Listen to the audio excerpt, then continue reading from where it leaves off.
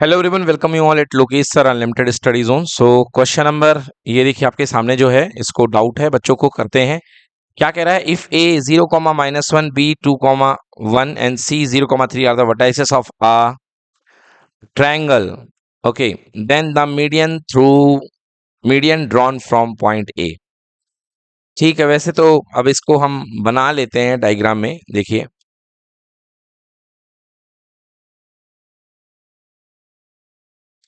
Okay, ये हमारे पास में ट्रायंगल बन चुका है। ट्रायंगल ए बी सी, इसका हम नाम दे देते हैं। तो ट्रायंग ए के जो कोऑर्डिनेट दिए गए हैं बच्चों, दिए गए हैं 0,-1, बी के कोऑर्डिनेट हैं 2,1 और सी के कोऑर्डिनेट हैं 0,3। ऐसा ट्रायंगल है। कह रहा है कि बताइए लेंथ ऑफ मीडियन। मीडियन क्या होती है? मीडियन होती है जो सामने वाली साइड को एग्जैक्टली दो पार्ट में, मीडियन परपेंडिकुलर नहीं होता बच्चों, याद रखना। मीडियन मतलब सामने वाली साइड को एग्जैक्टली दो पार्ट में ब्रेक करने वाली लाइन। मीडियन परपेंडिकुलर हो सकती है मगर होगी ऐसा कोई जरूरी नहीं है। मीडियन परपेंडिकुलर होती है दो प्रकार के ट्रायंगल में, एक आइसोसेलेस ट्रायंगल में और एक इक्विलेटरल में, बस। बाकी जैसे यहां पर आप मीडियन की बात करें तो देखिए, यहां से उठा करके आपको एग्जैक्टली बीच वाला पॉइंट समहाउ यहां पर मिलेगा आपको। क्लियर? क्योंकि बिल्कुल एग्जैक्टली बीच में ब्रेक करेगा तो वो यहां कहीं पर आएगा और आपको साफ साफ दिख रहा है ये परपेंडिकुलर नहीं है, ये 90 डिग्री नहीं है। तो मीडियन मतलब सामने वाले के मिड पॉइंट से मिलाने वाली लाइन। तो ये बेटा अगर इसका मिड पॉइंट एम है तो यहाँ पे जो ए एम बन रही है ना, दैट इज कॉल्ड मीडियन। तो ये जो ए एम है वो क्या है? मीडियन है। अब हमको मीडियन की लेंथ निकालनी है, तो लेंथ निकालने के लिए सबसे पहले हमको ये पॉइंट चाहिए है। तो आइए हम एम पॉइंट फाइंड कर लेते हैं। तो फॉर्मूला क्या होगा मिडिल पॉइंट का? x1 plus x2/2 and y1 plus y2। तो यहाँ पे x1 कितना है? 2 और x2 है 0, 2 प्लस 0/2 कॉमा y1 है 1 प्लस 3/2। तो कितना आ गया?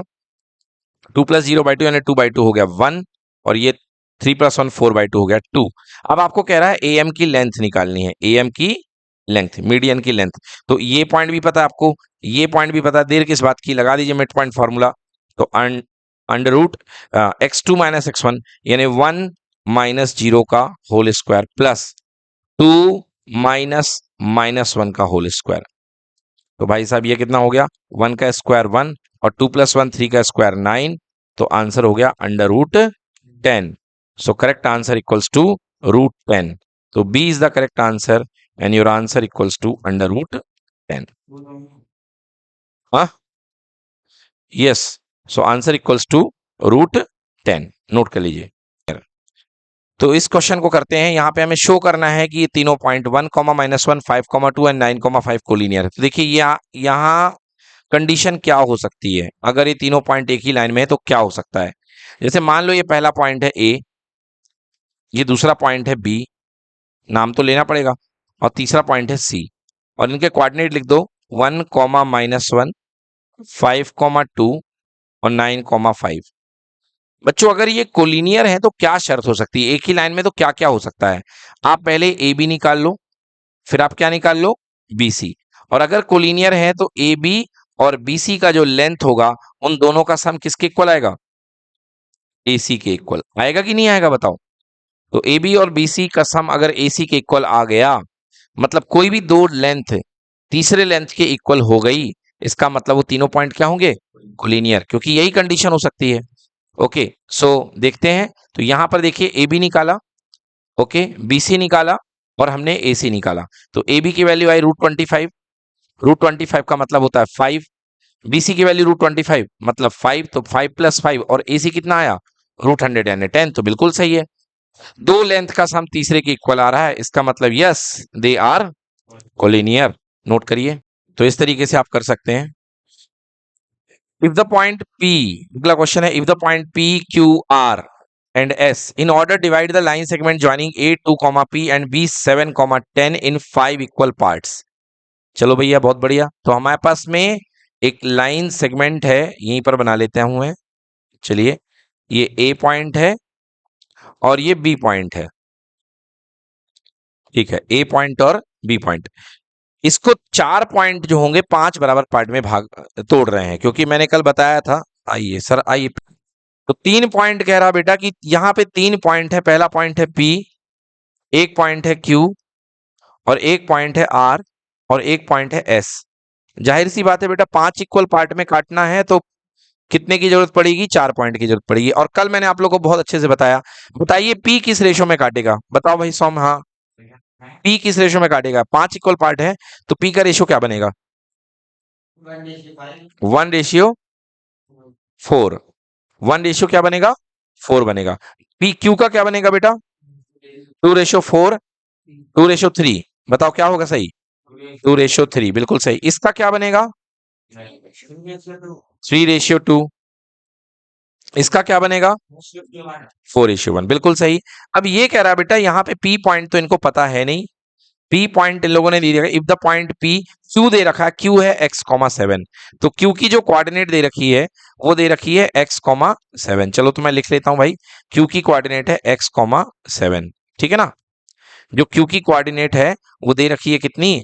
x,7। बढ़िया। आर की कोऑर्डिनेट भी पता नहीं है, मत बताओ, कोई दिक्कत नहीं है। और एस की कोऑर्डिनेट दे रखी है 6,y। एस की कोऑर्डिनेट दे रखी है 6,y। चलिए, ये है 6,y। और ए की वैल्यू दे रखी है, ए है 2,p और बी है क्या? 7,10। अब कह रहा बताओ एक्स वाई पी निकालो। तो एक्स किस में इन्वॉल्व है बेटा? इसमें इन्वॉल्व है। तो एक्स निकालने के लिए सबसे पहले तो बेटा हमें पी की जरूरत है। X Y P. चलो एक्स आ जाएगा, कैसे निकालते हैं देखो बेटा। तो जो एक्स कोऑर्डिनेट होगा फॉर पॉइंट क्यू x,7। बेटा जो x कोऑर्डिनेट होगा, याद करो x coordinate m1 x2 plus m2 x1। तो m1 कितना है बेटा? यहाँ पे 2 मल्टीप्लाई बाई x2। x2 बोलो कितना है? 7। समझ में आ रहा है? प्लस m2 कितना है? 3 और मल्टीप्लाई बाई बेटा कितना? p upon m plus n, मतलब कितना? 2 प्लस 3। क्लियर? हाँ। तो यहाँ पे हमने कुछ गलती करी है। पता क्या गलती करी है? यहाँ पे हमको 2 रखना था। क्या रखना था? 2, क्योंकि x कोऑर्डिनेट भैया लेना है तो 2 लेंगे ना। हम तो y ले लिए थे गलती से, तो थोड़ी सी छोटी सी गलती हो गई यहाँ पे, इसको सुधार देते हैं हम लोग। y कोऑर्डिनेट यहाँ पे 2 है। चलिए, तो x की वैल्यू आ जाएगा। x की वैल्यू निकालते हैं। x इक्वल टू बेटा 2 7 जा 14 और 3 2 जा 6 अपॉन 2 प्लस 3 कितना? 5। तो x की वैल्यू आ गई कितना? 20/5, यानी x की वैल्यू आ गई 4। तो पहली आंसर आ गया हमारा 4। हमको x ही निकालना था, तो x का आंसर 4। तो या तो ऑप्शन ये होगा, या तो ऑप्शन ये होगा, या तो लास्ट वाला होगा, बट ये कभी हो नहीं सकता। चलिए अगला देखते हैं। x आ चुका है, तो ये वाला पॉइंट बन गया हमारे पास 4,7। 4,7। अब हमको निकालना है y। तो y कोऑर्डिनेट निकालना है हमें। y कोऑर्डिनेट के लिए हमें पहले p चाहिए है। क्यों? क्योंकि जब हमको y चाहिए है इस वाले पॉइंट का, तो हमको p की रिक्वायरमेंट है। तो जब तक हम p फाइंड नहीं कर पाएंगे तब तक हमारा y फाइंड नहीं होगा। तो पहले हमें p फाइंड करना है। तो p के लिए हम लगाएंगे ये वाला, इसको पकड़ेंगे, क्योंकि हमको पता है। सो ऑल यू नो कि y इक्वल टू होता है my2 plus ny1 upon m plus n। यहां पर y कोऑर्डिनेट 7 दिया है। कितना आया है? 7। यहां y कोऑर्डिनेट 7 है, तो 7 इक्वल टू m। m मतलब कि 2 और y2 की वैल्यू कितनी है? 10। तो 2 इंटू 10 प्लस n कितना है? 3। 3 का मल्टीप्लाई किसके साथ? p के साथ। हाँ, आने वाला आंसर। बट 2 प्लस 3 कितना नीचे? 5।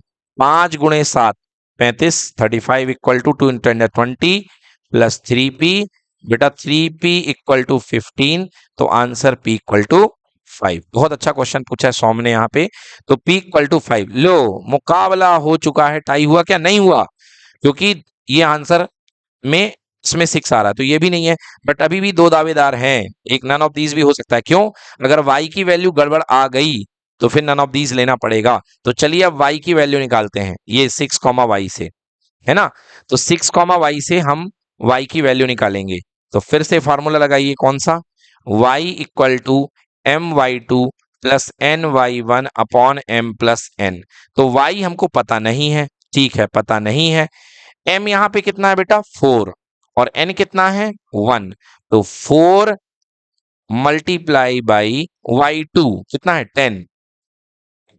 प्लस 1 मल्टीप्लाई बाई, क्यों भाई, 1 मल्टीप्लाई बाई पी आएगा ना, तो पी की वैल्यू 5, राइट, बिल्कुल सही। तो ये पॉइंट आ चुका है 2,5, तो पी की वैल्यू 5 है, और divided by m plus n यानी 4 प्लस 1 5।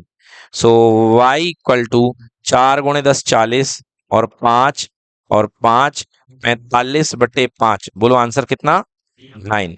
तो करेक्ट आंसर क्या होगा, सी नंबर, बिल्कुल सही, बिल्कुल करेक्ट सही है। तो आंसर सी हो गया। अगर y इक्वल टू 9 के अतिरिक्त कुछ और आता तो फिर क्या हो जाता, D, none of these. Right answer, done.